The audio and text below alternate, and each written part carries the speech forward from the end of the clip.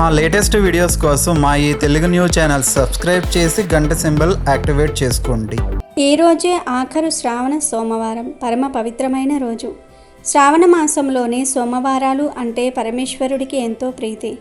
ఈరోజు శివుణ్ణి భక్తులు శ్రద్ధగా పూజిస్తారు, శివాలయాలకు వెళ్తారు.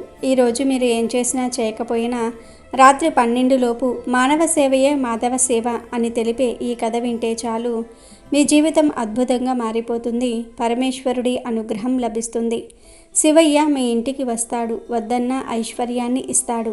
మీకు ఉండే కష్టాలు, ఆర్థిక సమస్యలు అన్నీ పోతాయి. వద్దన్న ధనం వస్తూనే ఉంటుంది, పేదరికం పోతుంది. అంతేకాదు, ఈరోజు ఈ కథను వినటం వలన జన్మల పాపాలు పోతాయి, కోటి జన్మల పుణ్యం వస్తుంది. పట్టిందల్లా బంగారంలాగా మారుతుంది. మీకన్నీ శుభాలే జరుగుతాయి. ఈ కథను పూర్తిగా వినాలి, సగంలో ఆపేస్తే మీకు ఎటువంటి ఫలితం రాదు.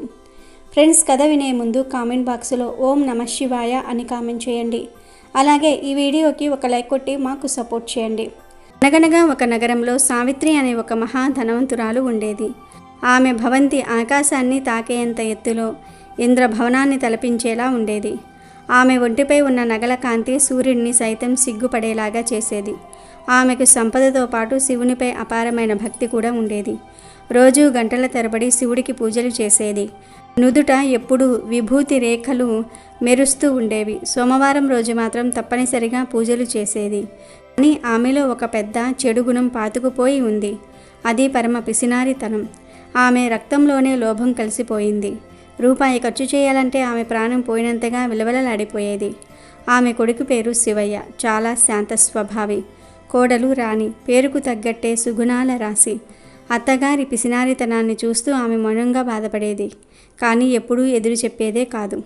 ఒక పవిత్రమైన సోమవారం ఉదయం సావిత్రి స్నానం చేసి పట్టుచీర కట్టుకుని పూజా మందిరంలోనికి అడుగుపెట్టింది. రాణి అప్పటికే అన్నీ సిద్ధం చేసి ఉంచింది. రాణి వెండి ప్రమిదలో దీపారాధన కోసం నూనె పోయబోతూ ఉండగా సావిత్రి అరిచింది. ఆగవే, అంత నూనె ధారగా పోస్తున్నావేంటి? దీపం అంటే కొద్దిగా వెలిగించితే చాలు. దేవుడికి మన భక్తి ముఖ్యం, కానీ ఈ నూనె కాదు కదా, అంతా వృధా అని కసురుకుంది. ఆ మాటలు విన్న రాణి కళ్ళల్లో నీళ్లు తిరిగాయి. క్షమించండి అత్తయ్య, స్వామికి సమర్పించే దానిలో కూడా మనం ఇలా లెక్కలు చూసుకోకూడదు కదా అని నెమ్మదిగా అంది. చాలు చాలు, నీ నీతులు చెప్పకు. నేను ఏది పెట్టినా నా శివుడు స్వీకరిస్తాడు.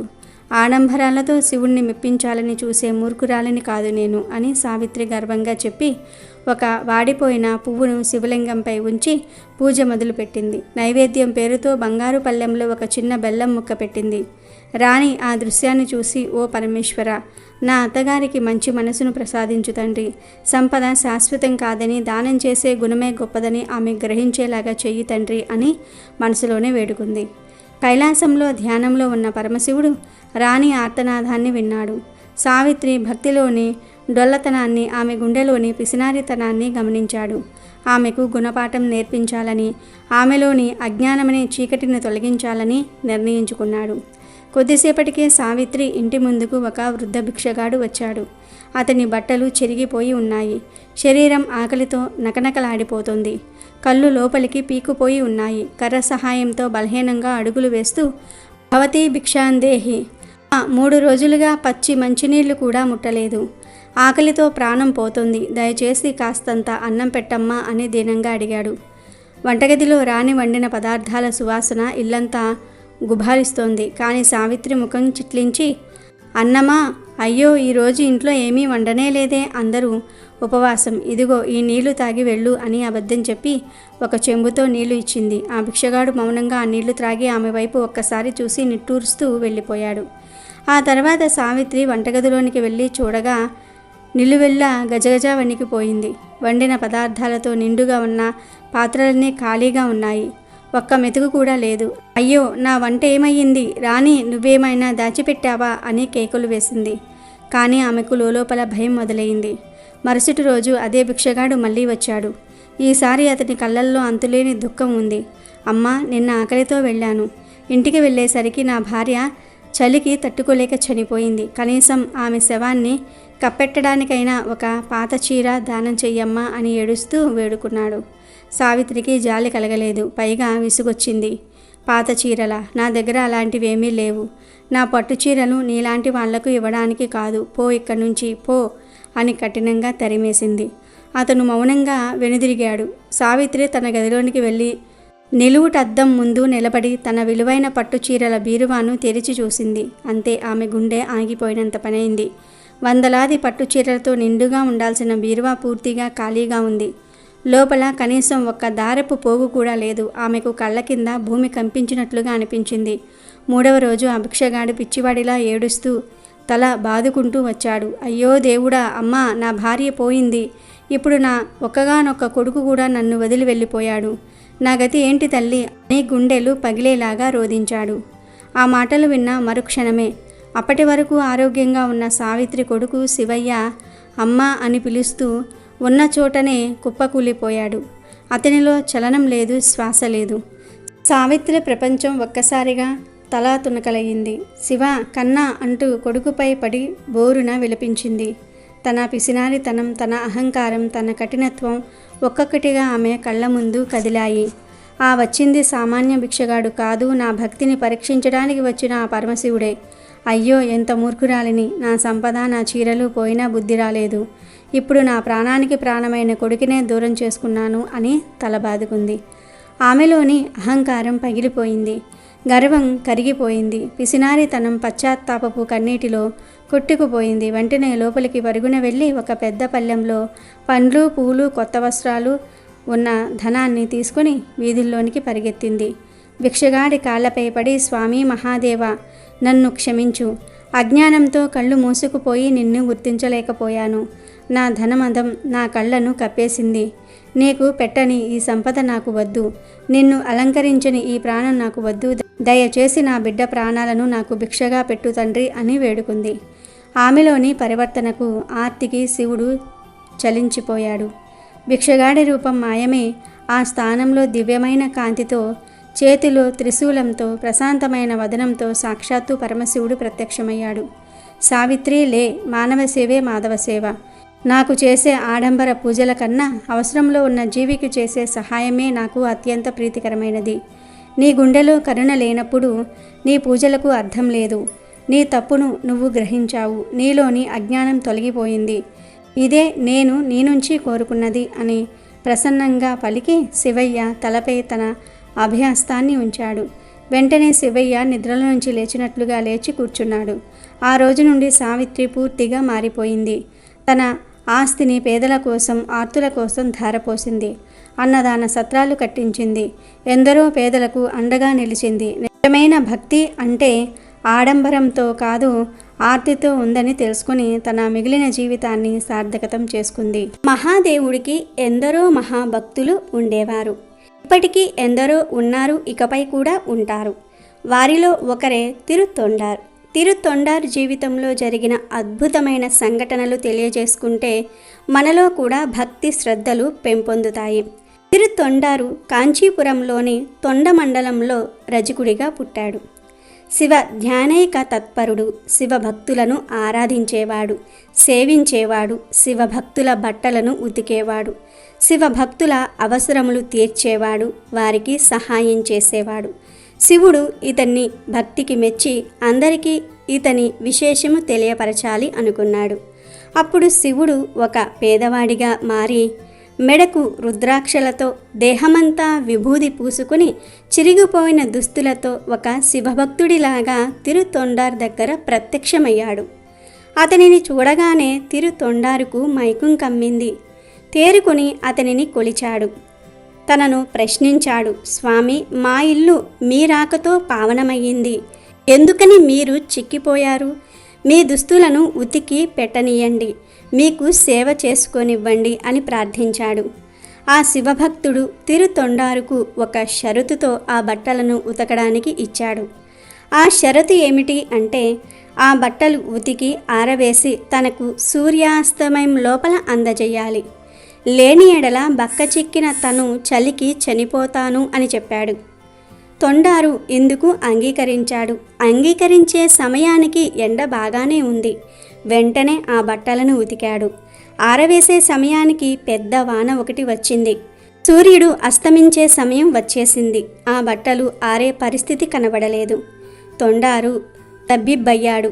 శివభక్తుడికి తాను సహాయము చేసే బదులు అతనిని కష్టాల పాలు చేసే స్థితికి వచ్చింది అని తీరుతొండారు కంగారు పడ్డాడు.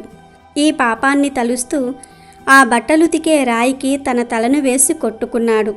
దేవుణ్ణి ప్రార్థించాడు. పరిస్థితిని చూసి ఆక్రందించాడు. శివుడు ఆ ఆక్రందనలకు కరిగి ప్రత్యక్షమై తొండారును అభినందించి భక్తికి మెచ్చుకొని త్వరలో నన్ను చేరగలవు, నా దగ్గరే ఉండగలవు అని అనునయంగా పలికాడు. తొండారు పరవశించి శివుని పాదములపై పడి తన్మయత్నంతో శివుణ్ణి స్తుతించాడు. అంత్యంలో శివ సాయుధ్యం పొందాడు. అలాగే ఈ శ్రావణ సోమవారం రోజు ఈ లోకంలో మూర్ఖులు ఎవరు అనే ప్రశ్నకు శివుడు ఏమని సమాధానం చెప్పాడో తెలిపే ఈ కథను వింటే చాలు జ్ఞానం పెరుగుతుంది, అజ్ఞానం పోతుంది, అష్టైశ్వర్యాలు సిద్ధిస్తాయి, పేదరికం పోతుంది. ఒకసారి కైలాసంలో శివ సైనికుడికి ఈ లోకంలో మూర్ఖులు ఎవరు అనే ఒక సందేహం వచ్చింది. ఆ సందేహానికి సమాధానాన్ని శివయ్యనే అడిగి తెలుసుకుందాం అని వెళ్ళి శివుడికి నమస్కరించి, స్వామి, మూర్ఖులంటే ఎవరు, మూర్ఖత్వం అంటే ఏమిటి అని అడిగాడు. అందుకు శివయ్య గట్టిగా నవ్వి అతడిని ఒక పక్షిలా మార్చాడు. ఆ సైనికుడికి ఏం అర్థం కాలేదు. అంత తప్పు తానేం చేశానా అని ఆలోచించాడు. అప్పుడు శివుడు అతనితో ఏదైనా చెప్తే అర్థం కాదు, స్వయంగా అనుభవంలోనికి వస్తే అర్థమవుతుంది. నువ్వు భూలోకంలోనికి వెళ్ళు, నీకు వచ్చిన సందేహం తీరాక నువ్వు తిరిగిరా అని చెప్పాడు. ఆ సైనికుడు అలా అని భూలోకంలో వచ్చి చాలా స్వేచ్ఛగా తిరుగుతూ ఉంటే ఒక వ్యక్తి కళ్ళల్లో పడ్డాడు. ఆ వ్యక్తి ఆ పక్షిని గమనిస్తూ ఉన్నాడు. అతడు చూస్తూ ఉండగా ఆ పక్షి రెట్ట భూమి మీద పడగానే బంగారంలా మారిపోయింది. అది చూడగానే ఆ వ్యక్తి ఈ పక్షిని ఎలాగైనా సరే సొంతం చేసుకోవాలి అని ఒక పంజరాన్ని తెచ్చి అందులో పళ్ళు ధాన్యము పెట్టి ఆ పక్షిని పిలిచి వచ్చి ఆరగించమని చెప్తాడు. ఆ పక్షి అతన్ని చూసి, అతను ఎంత మంచివాడు, ఇతను నన్ను ఇంత ప్రేమగా పిలిచి ఆహారాన్ని ఇస్తున్నాడు అని నమ్మి పంజరంలోనికి రాగానే బంధించి ఇంటికి తీసుకువెళ్ళిపోయాడు. అలా ఆ పక్షి వేస్తున్న రెట్టెలతో వచ్చిన బంగారంతో ఆ వ్యక్తి ఇల్లు కట్టుకున్నాడు. బాగా వ్యాపారం చేసి బాగా ధనం పోగు చేసుకున్నాడు. ఒకరోజు కలలో రాజభటులు వచ్చి తన పక్షిని తీసుకువెళ్ళిపోతున్నట్లుగా అతడు కలగన్నాడు. దాంతో అతను ఆ రోజు నుండి భయపడి ఈ విషయం రాజుగారికి తెలిస్తే ఏమవుతుందో, నన్ను తప్పుగా భావిస్తారేమో అని ఆలోచించి ఆ పక్షిని రాజుగారికి బహుమతిగా ఇద్దాం, అప్పుడు మంచి పేరు వస్తుంది అని అనుకున్నాడు. ఒకరోజు అతడు రాజుగారి దగ్గరికి వెళ్ళి, రాజా అని నమస్కారం చేసి, పక్షి రెట్ట భూమి మీద పడితే బంగారంలాగా మారుతుందని చెప్పి ఇది మీకు బహుకరించాలని వచ్చాను అని చెప్పాడు. ఆ మాట విన్న రాజు ఆ పక్షిని అందుకోబోయాడు. అంతలో అక్కడ ఉన్న మంత్రి, రాజా ఆగండి, అతడు ఒక చదువులేని మూర్ఖుడు, అతడి మాటలు నమ్మి ఆ పక్షిని తీసుకోకండి.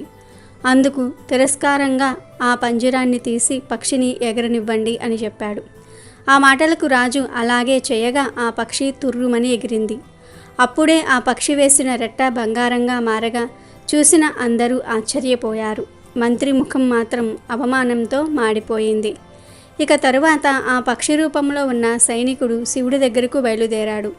ఎలాగోలా కైలాసం చేరుకున్న ఆ పక్షి శివుడితో ఇలా అంది, స్వామి, మూర్ఖత్వం అంటే ఏమిటో నాకు ఇప్పుడు బాగా అర్థమయ్యింది అని ధన్యవాదాలు తెలిపి రూపం మార్చుకున్నాడు. అప్పుడు శివుడు ఆ సైనికుడితో ఎవరు మూర్ఖులు అని అడుగుగా సైనికుడు ఇలా వివరించాడు, స్వామి, మొదటి మూర్ఖుణ్ణి నేనే. ప్రేమతో ఆ మనిషి పిలవగానే వెళ్ళి బందీనయ్యాను. రెండవ మూర్ఖుడు ఆ వ్యక్తి. అనవసర భయంతో ఆ పక్షిని రాజుగారు దగ్గరకు చేర్చాడు. మూడవ వాడు ఆ మంత్రి. చదువుకున్న వాడికే తెలుసు అన్న లెక్క కట్టడం అతని మూర్ఖత్వం. నాలుగవ మూర్ఖుడు రాజు. మంత్రి చెప్పాడని నిదానంగా ఆలోచించకుండా చూడకుండా పక్షిని ఎగరనివ్వటం ఆ రాజు మూర్ఖత్వం అని శివ సైనికుడు శివుడితో చెప్పాడు. మనలో కూడా ఇలాంటి మూర్ఖులు ఉన్నారు కాబట్టి ప్రేమగా తీయగా పలకరించే వారిని నమ్మి మోసపోతున్నామా అని చూడండి. అనవసర భయాన్ని మనసులో పెట్టుకుని ప్రతిదినం చస్తున్నామా అని చూడండి. అంతా నాకే తెలుసు అనే గర్వంతో ఉన్నామా అని గమనించండి. ఎవరేం చెప్పినా విని మనకంటూ స్వయంగా ఆలోచన లేకుండా మోసపోతున్నామా అని గమనించండి. అదేవిధంగా ఈ శ్రావణ సోమవారం రోజు శివయ్య ఒక దొంగను అపర కోటీశ్వరుడిగా ఎలా మార్చాడో తెలిపే ఈ పవిత్ర కథను వింటే చాలు, మీ కష్టాలన్నీ కూడా పోతాయి, మీ జీవితం అద్భుతంగా మారిపోతుంది, పాపాలన్నీ పోతాయి, కోటి జన్మల మహాపుణ్యం కలుగుతుంది, వద్దన్న ఐశ్వర్యం వస్తుంది. పూర్వం ఒక గ్రామంలో విజయ్ అనే వ్యక్తి తన కుటుంబంతో కలిసి ఉండేవాడు. విజయ్ దొంగతనాలు చేస్తూ తన కుటుంబాన్ని పోషించుకునేవాడు. అతను తన భార్య రవలి 2 పిల్లలతో కలిసి ఉండేవాడు. ఒక్కోరోజు అతనికి దొంగతనం చేయడానికి కుదిరేది కాదు. అలాంటప్పుడు కుటుంబం అంతా పస్తులు ఉండేవారు. ఒకరోజు ఆ విధంగానే విజయ్ రవలి దగ్గరకు వచ్చి, రవలి, ఇంట్లో బియ్యం ఏమైనా ఉంటే వాటితో వంట చెయ్యి, ఈరోజు దొంగతనం చేయడానికి కుదరలేదు అంటాడు. రవలి, బియ్యం లేవండి, మీరు ఏ రోజు తెచ్చినవి ఆ రోజే అయిపోతూ ఉన్నాయి అని చెప్తుంది. విజయ్ ఉంటున్న ఊరికి దగ్గరలోనే ఒక అడవి ఉంటుంది. ఆ అడవిలో ఒక పురాతన శివాలయం ఉంటుంది. బాధలో ఉన్న విజయ్ ఆ శివాలయానికి వెళ్తాడు. భగవంతుడా, ఏమిటి ఈ పరీక్ష? నేను పస్తులున్నా పర్వాలేదు, కానీ పిల్లలు పస్తులుంటే నేను చూడలేకపోతున్నాను తండ్రి. నాకు ఏదైనా ఉపాయం చూపించు భగవంతుడా, నన్ను క్షమించు. నీ చేతిలోని వెండి త్రిశూలాన్ని నేను దొంగతనం చేయబోతున్నాను. దీన్ని అమ్మేనంటే నాకు బోలెడంత డబ్బులు వస్తాయి. దానితో నా కుటుంబం సుఖంగా ఉంటుంది. నాకు సహాయం చేయి భగవాన్. ఈ త్రిశూలాన్ని తీసుకుని వెళ్ళని అని చెప్పి అటు ఇటు చూసి శివుడి చేతిలోని త్రిశూలాన్ని తీసుకుని వెళ్ళిపోతాడు. విజయ్ సంతోషంగా, నీకు ధన్యవాదాలు భగవంతుడా, ఈరోజు నీ దయ వల్ల నేను ధనవంతుణ్ణి కాబోతూ ఉన్నాను అని అనుకుంటూ వెళ్ళగా విజయ్ తను తప్పు చేస్తున్నానన్న భావన కలుగుతుంది.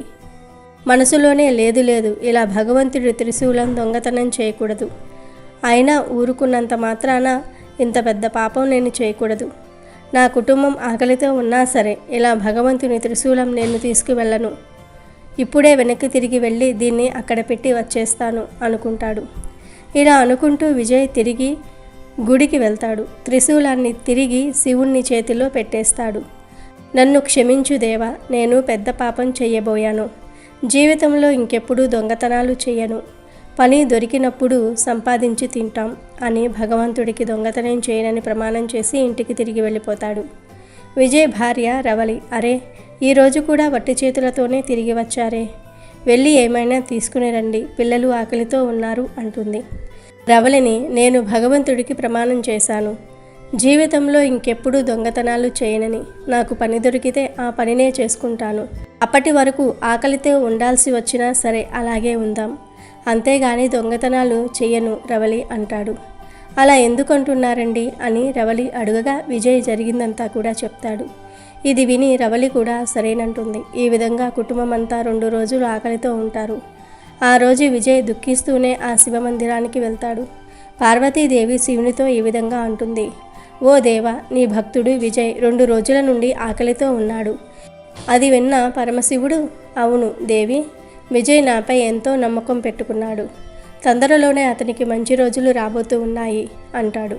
ఇంకా ఎన్ని రోజులు ప్రభు, ఈ విధంగా ఆకలితో ఉన్నాడంటే నిస్సహాయతతో మళ్ళీ దొంగతనాలు మొదలు పెడతాడు. మనపై అతనికి ఉన్న నమ్మకం పోతుంది అంటుంది పార్వతీమాత.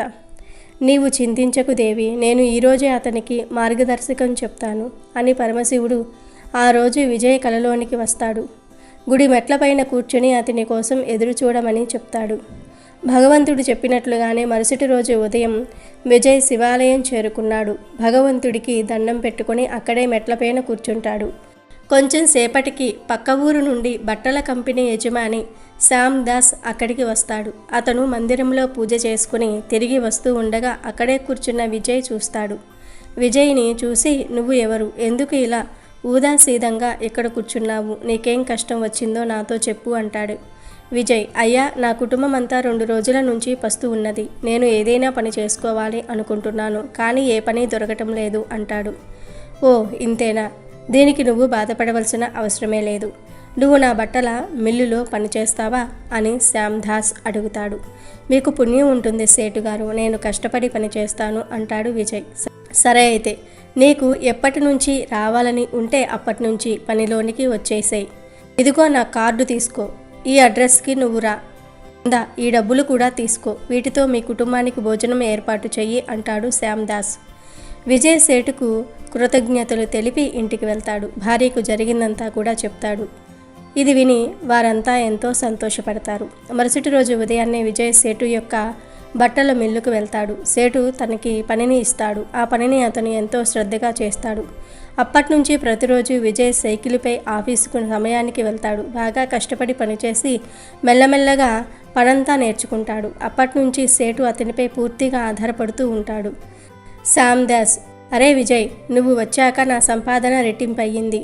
విజయ్, నువ్వు కష్టపడటమే కాదు, ఎంతో బాధ్యతగా కూడా ఉంటావు. కానీ రోజు ఊరు నుంచి వచ్చి వెళ్ళాల్సి వస్తుంది. నీకు ఇబ్బంది లేకపోతే నీ కుటుంబాన్ని ఇక్కడికి తీసుకువచ్చేసేయ్. నా ఇంట్లో కూడా మనుషుల అవసరం ఉంది. నా భార్య అనారోగ్యంతో ఉంది. నా ఇంట్లో పని చేయడానికి నీలాంటి నమ్మకస్తుల కోసమే చూస్తున్నాను అంటాడు. ఇది నాకు గొప్ప విషయం సేటు గారు. మీరు నాకు మరొక సహాయం చేస్తున్నారు. నా భార్య షావుకారిని గారికి బాగా సేవ చేస్తుందయ్యా. ఆవిడ ఎలాంటి ఇబ్బంది పడకుండా చూసుకుంటుంది అంటాడు విజయ్. సేటు చెప్పిన విధంగానే మరుసటి రోజే విజయ్ తన కుటుంబాన్ని అక్కడికి తీసుకువచ్చేస్తాడు. ఇంటి బయటే ఒక చిన్న గదిలో విజయ్ కుటుంబం ఉండడానికి సేటు ఏర్పాట్లు చేస్తాడు. విజయ్ భార్య రవలి సేటు ఇంట్లోని అన్ని పనులు చూసుకుంటూ ఉంటుంది. విజయ్ బట్టల మిల్లు యొక్క పని చూసుకుంటూ ఉంటాడు. వారి పని చూసి సేటు దంపతులు ఎంతో సంతృప్తి చెందుతారు. ఒకరోజు సేటు భార్యతో ఈ విధంగా అంటాడు: విజయ్ దొరకటం నిజంగా మన అదృష్టం. అవునండి, మీరు నిజమే చెప్తున్నారు. విజయ్ ఎంత మంచివాడో అతని భార్య కూడా అంతకన్నా మంచిదండి.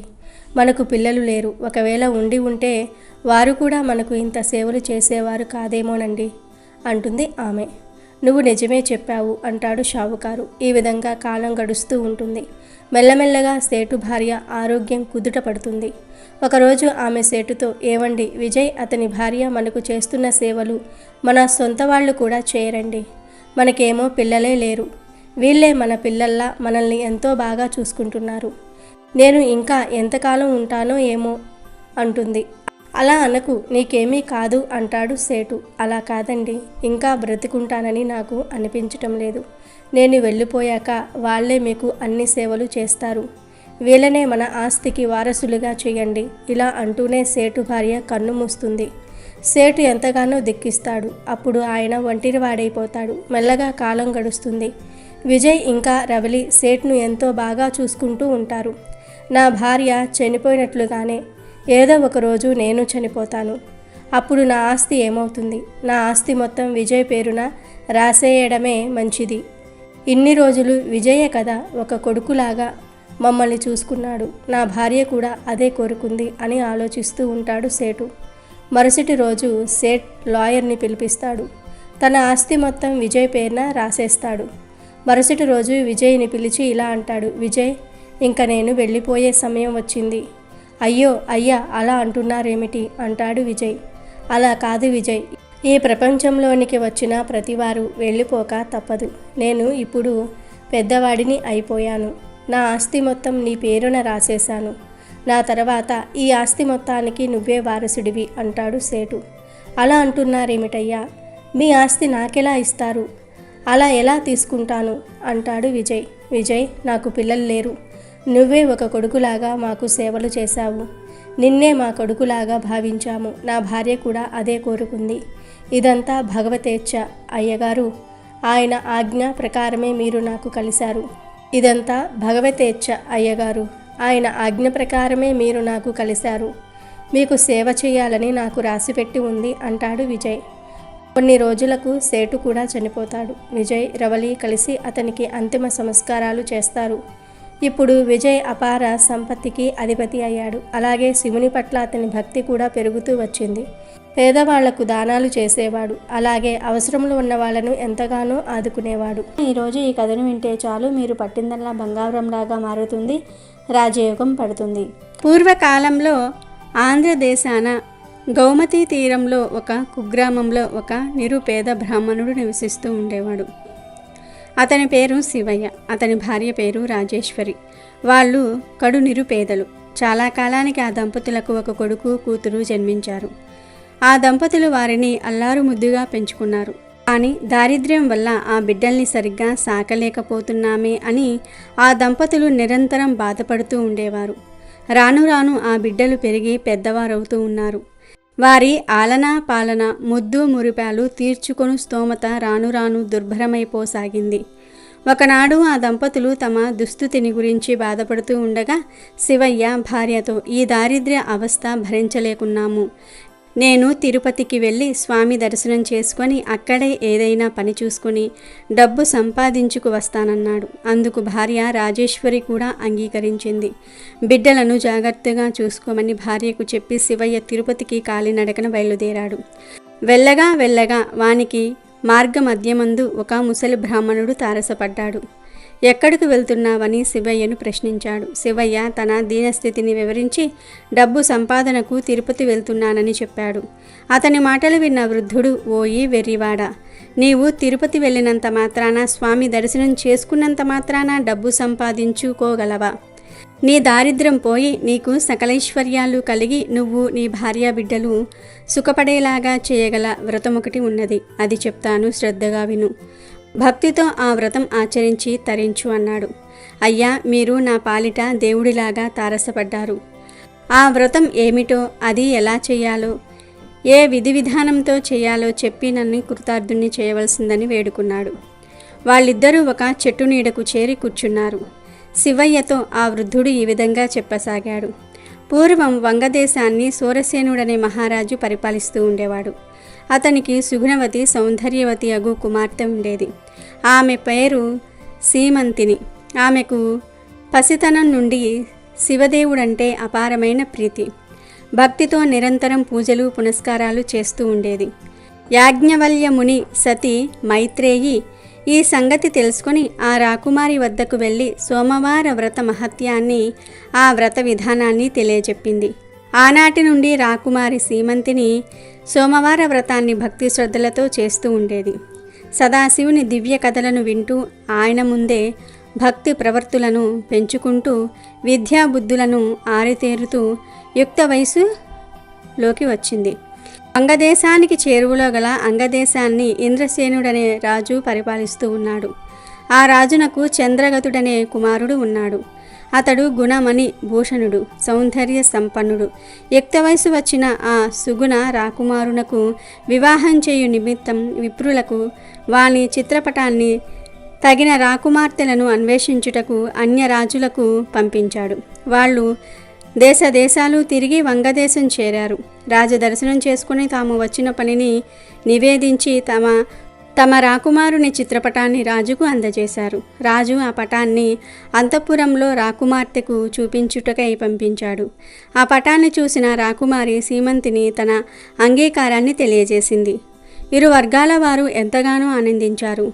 ఒకానొక శుభదినాన వారి వివాహం చేశారు. ఆ దంపతులు అన్యోన్య అనురాగాలతో జీవిస్తూ ఉన్నారు.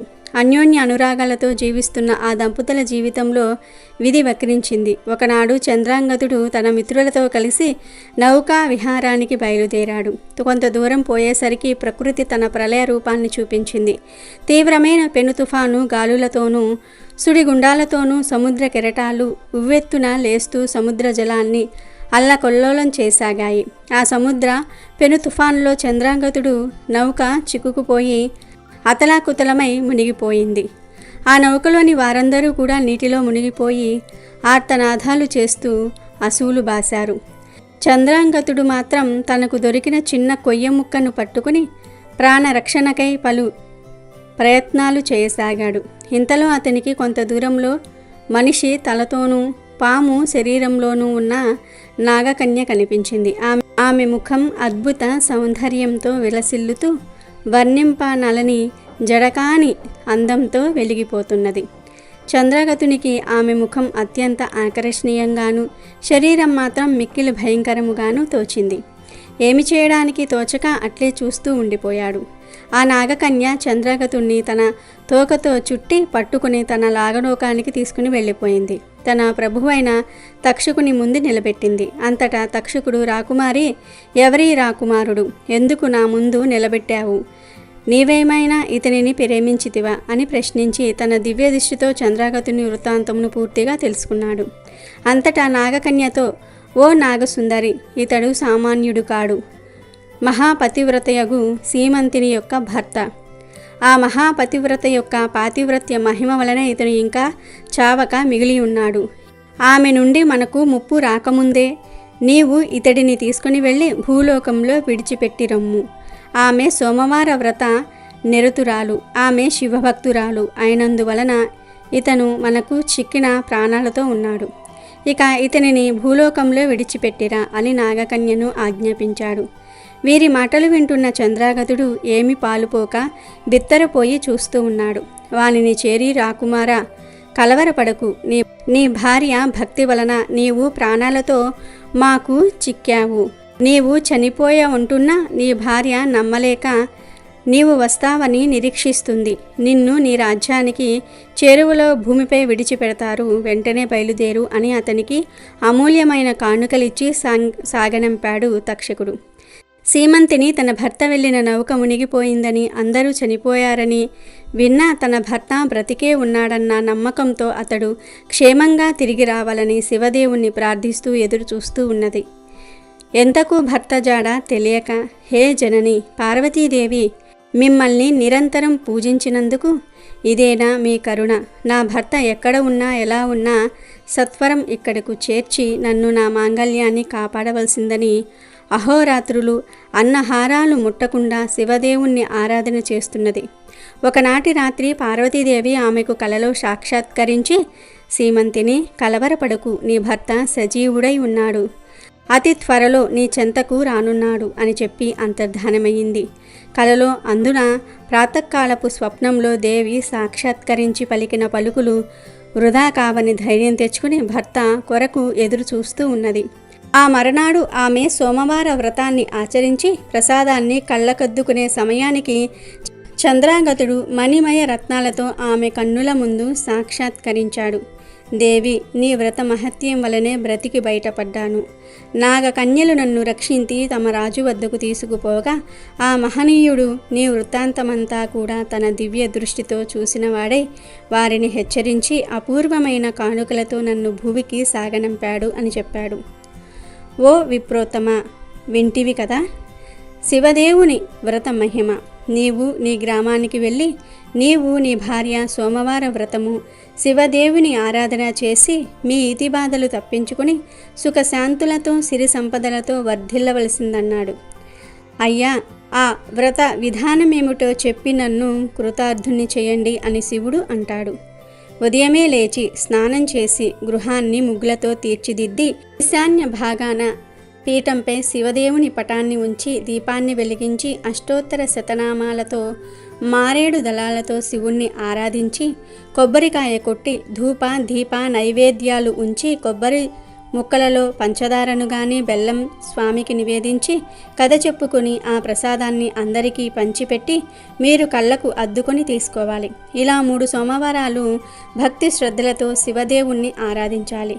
వ్రత లోపమున్నను భక్తి లోపింపకూడదు అని చెప్పి ఆ వృద్ధ విప్రుడు అంతర్ధానమయ్యాడు. తనను ఉద్ధరించడానికే భగవంతుడు వృద్ధ బ్రాహ్మణ రూపంలో వచ్చి వ్రతాన్ని సూచించాడని శివయ్య సంబరపడుతూ ఇంటికి చేరుకున్నాడు. భార్యతో జరిగిన సంగతి అంతా కూడా తెలియజెప్పాడు. అంతటా ఆ దంపతులు భక్తి శ్రద్ధలతో 3 సోమవారాలు వ్రతాన్ని నిష్టగా చేశారు. ఇరుగు పొరుగు వారికి ప్రసాదం పంచిపెట్టారు. సిరి సంపదలు కలిగి ఈతిబాధలు తొలగి శివయ్య దంపతులు సుఖంగా జీవిస్తూ ఉన్నారు. కాలక్రమేణా ఏటేటా చేసుకునే ఆ శివదేవుని వ్రతం పట్ల వారికి అశ్రద్ధ కలిగింది. శివయ్యపై శివదేవుని కరుణ తొలగింది.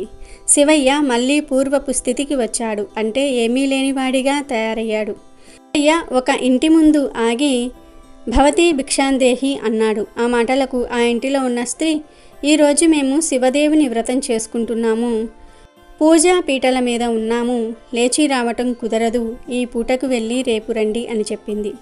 ఆ పలుకులు విన్న శివయ్య తాము శివారాధనను మరిచి అపచారము చేశామని గుర్తు చేసుకున్నాడు.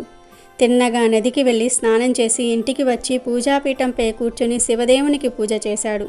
అపచారం జరిగింది, మన్నించమని వేడుకున్నాడు. పూజ అనంతరం కథ చెప్పుకుంటూ కథ వినడానికి రావాల్సిందని భార్యను పిలిచాడు. అలసి ఉన్నాను, బద్ధకంగా ఉంది, వేలాపాలా లేని ఈ పూజలేమిటని మొండిగా మాట్లాడింది. ఆ మాటలకు శివదేవునికి ఆగ్రహం వచ్చింది. అందువల్ల ఆమెకు చూపు మందగించింది. ఇది గమనించిన శివయ్య భార్యను మందలించి, చూశావా, శివదేవుని పట్ల మనం నిర్లక్ష్యం చూపటం వల్ల మనకెటువంటి దుస్థితి సంప్రాప్తిస్తుందో, ఆయన పట్ల అపచారం, ఆలక్ష్యం, పనికిరాదు, లేచి ఈ రోజైనా పూజా కథ శ్రవణం విను, కాదనకు అని హెచ్చరిస్తాడు. ఆమెకు జ్ఞానోదయమైంది. ఆనాటి నుండి క్రమం తప్పకుండా శివదేవుని వ్రతం చేసుకుని కథ చెప్పుకుంటూ ఉండేవారు. ఇరుగు పొరుగు వారు కూడా వ్రత మహత్యాన్ని తెలుసుకుని భక్తితో ఆచరిస్తూ ఉండేవారు. శివదేవుని వ్రతాచరణ వల్ల అందరూ సుఖ జీవనులై తరించసాగారు. కావున ఈ వ్రత కథ చదివిన వారికి విన్నవారికి శివుని కరుణ కలిగి సకల ఐశ్వర్యాలు పొంది తరిస్తారని సూత మహర్షి సౌనకాదులకు బోధించాడు. ఈరోజు మనుషులు తమ కష్టాలను మర్చిపోవటం కోసం పరమేశ్వరుడు ఏ వరాన్ని ఇచ్చాడో తెలిపే ఈ కథను వింటే చాలు, మీ కష్టాలన్నీ కూడా పోతాయి, సకల ఐశ్వర్యాలు సిద్ధిస్తాయి. పూర్వం పావని అనే ఒక అమ్మాయి ఉండేది. పావని కష్టాలు అన్నీ ఇన్ని కావు. చిన్నప్పుడే తల్లిని పోగొట్టుకొని సవతి తల్లి చేతిలో యమాయాతనలు అనుభవించింది. సవతి తల్లి ఆ పిల్లను ఓ త్రాగుబోతుకు కట్టబెట్టింది. అంతా చేసి తనకు పుట్టిన సంతానమన్నా గొప్పగా ఉన్నారా అంటే అది లేదు. రోగాల పుట్టలే ఇద్దరూ అకాల మృత్యువు పాలయ్యారు. అటుపైన అత్తామామల ఆరళ్ళు, భర్త ప్రమాదంలో కాళ్ళు పోగొట్టుకోవటం, జీవోత్సవంలా బ్రతుకు ఈడవలసి రావటం, పాపం ఇలా అన్ని కష్టాలే ఆమెకు. చివరికి ఆమెకు జీవితం అంటేనే విరక్తి పుట్టింది. ఆత్మహత్య చేసుకుందామని దగ్గరలో ఉన్న అడవిలోనికి వెళ్ళింది. అక్కడ ఓ మర్రి చెట్టు క్రిందికి చేరుకోగానే చెట్టుపై నుండి బ్రహ్మరాక్షసుడు ఒకడు ఆమె ముందుకు దూకాడు. పావని ఆత్మహత్య మహాపాపం. దానివల్ల ఇప్పటి కష్టాలు తీరటం కాదు, బాధలు రెట్టింపవుతాయి. నాలాగా ఏ చెట్టు మీదో పుట్ట మీదో తిరుగుతూ అనేక తరాల పాటు కృంగి కృషిస్తూ తిరగాల్సి వస్తుంది అని రకరకాలుగా బుజ్జగించి చెప్పాడు. పావని కొంచెం తేరుకొని, అయితే ఎన్ని తెలిసిన వాడివి ఇలా అయ్యావేం అని రాక్షసుణ్ణి అడిగింది. అప్పుడు ఆ రాక్షసుడు, ఏం చెప్పను, ఒకప్పుడు నేను గొప్ప శివభక్తుణ్ణి, కానీ ఒట్టి కోపిష్టి వాడిని. ఆ కోపంలో ఎంతోమందిని నాశనం చేశాను. చివరికి అందరూ నాకు ఎదురు తిరిగారు. నా ఆస్తులన్నిటినీ లాక్కున్నారు. నా భార్య పిల్లలు నన్ను విడిచిపెట్టేశారు. తినేందుకు ఏమీ లేక రోగాల పాలే చివరికి వాటి నుండి తప్పించుకుందామని ఆత్మహత్య చేసుకున్నాను. ఆత్మహత్య చేసుకోవటం వలన ఇలా తయారయ్యాను అని చెప్పాడు. వాడి కథ వినేసరికి పావనికి వాడి మీద జాలి వేసింది. నీ కథ వింటే ఇక ఎవ్వరూ ఆత్మహత్య చేసుకోరు, నేను తిరిగి ఇంటికి వెళ్ళిపోతానులే, ఇప్పటికీ అయ్యింది చాలు అన్నది విచారంగా. అలా అన్న మరుక్షణం ఆ బ్రహ్మరాక్షసుడికి దివ్య శరీరం వచ్చేసింది. అప్పుడు ఆ దివ్య పురుషుడు ఎంతో సంతోషించి, నిన్ను ఆత్మహత్య చేసుకోకుండా కాపాడాను కదా, ఆ పుణ్యఫలం వల్ల నా కష్టాలు తీరిపోయాయి, రాక్షస రూపం నుండి నాకు విముక్తి లభించింది అని చెప్పి పావనికి ఓ మంత్రం ఉపదేశించాడు. తర్వాత పావనితో, దీన్ని జపించు, నీకు అంతా మేలు జరుగుతుంది అని చెప్పి వెళ్ళిపోయాడు. పావని శ్రద్ధగా ఆ మంత్రం జపించేసరికి పార్వతీ పరమేశ్వర్లు ఆమె ముందు ప్రత్యక్షమయ్యారు. ఏం వరం కావాలో కోరుకో అన్నారు. పావనికి తను ఇంతకాలము పడ్డ కష్టాలు, కన్నీళ్లు, బాధలు అన్నీ గుర్తుకొచ్చాయి. వెంటనే శివపార్వతులకు నమస్కరించి, దేవాది దేవ, ఈ లోకంలో ఎవరికీ కష్టాలు బాధలు లేకుండా చెయ్యి స్వామి అంటూ కన్నీళ్లు కార్చింది. పావని మాటలు విన్న శివుడు నిర్ఘాంతపోయాడు. పావని, అది అసాధ్యం, నీ కోరికలు కోరకు పావని, నీకు ఒక్కదానికి ఏం కావాలో చెప్పు అన్నాడు. కేవలం నా ఒక్కదాని కోసం ఏమీ కోరుకోలేను స్వామి, ప్రపంచంలో ఎవ్వరికీ ఎలాంటి బాధలు లేకుండా వరం ఇవ్వమంది. నా కోరిక అదే అంది పావని. ఇది సృష్టికి వ్యతిరేకం, నేను ఇవ్వలేను అన్నాడు శివుడు.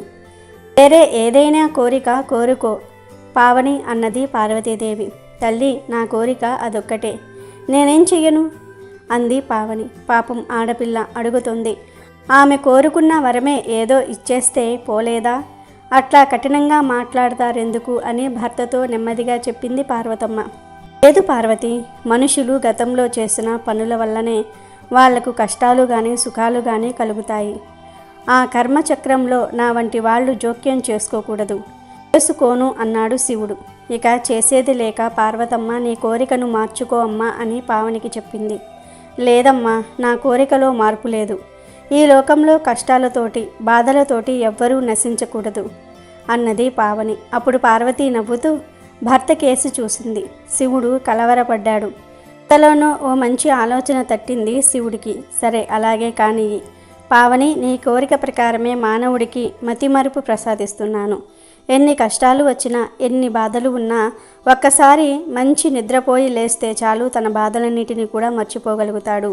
మనిషి అంటూ శివుడు పావనికి వరం ఇచ్చి సతీ సమేతంగా మాయమైపోయాడు. అంతే, అప్పటి నుండి మానవుడు ఎన్ని బాధలు ఉన్నా మర్చిపోయి హాయిగా నవ్వుతూ జీవిస్తూ ఉన్నాడు. మరుపు మానవుడికి నేస్తంగా వచ్చి చేరుకున్నది. ఇంకా ఈరోజు రాత్రి 12 లోపు ఈ కథలు వింటే చాలు, మీ జీవితం అద్భుతంగా మారిపోతుంది.